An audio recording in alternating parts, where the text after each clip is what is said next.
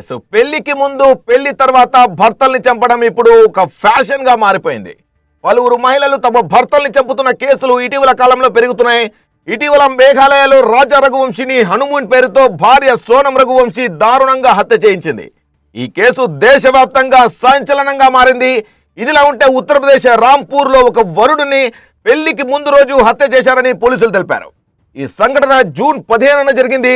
వరుడి గ్రామం ధన్పురాకు చెందిన ఒక వ్యక్తిని పోలీసులు అరెస్ట్ చేశారు. హత్యకు పాల్పడిన నిందితుడికి మృతుడికి కాబోయే భార్యతో సంబంధం ఉందని పోలీసులు అనుమానిస్తున్నారు.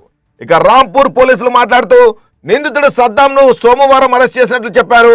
హత్యకు గురైన నిహాల్ మొబైల్ ఫోన్ను దాచిపెట్టినట్లు నిందితుడు పోలీసులకు చెప్పారు. ఇక నిహాల్ 15వ తేదీన హత్యకు గురయ్యాడు. హత్య తర్వాత కొత్వాలీగంజ్ పోలీస్ స్టేషన్లోని పోలీసులు నిహాల్ మొబైల్ స్వాధీనం చేసుకునే క్రమంలో సద్దాం పోలీసుల వద్ద నుంచి పిస్టల్ లాక్కొని పారిపోయే ప్రయత్నం చేశాడు.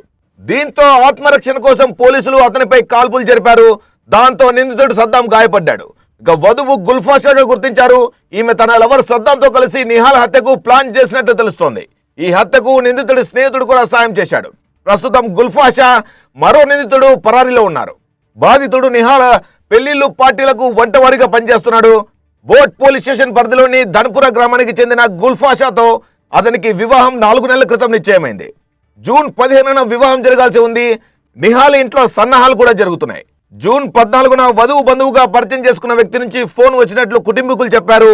దీంతో నిహాల్ ఇద్దరితో కలిసి బయటకు వెళ్లాడు. సాయంత్రం ఇంటికి తిరిగి రాకపోవడంతో కుటుంబ సభ్యులు అతని కోసం గాలించారు. సీసీటీవీ ఫుటేజ్ ఆధారంగా నిందితులు సద్దాం, అతని అనుచరుడు ఫర్మాస్ అనీస్ పై కేసు నమోదు చేశారు.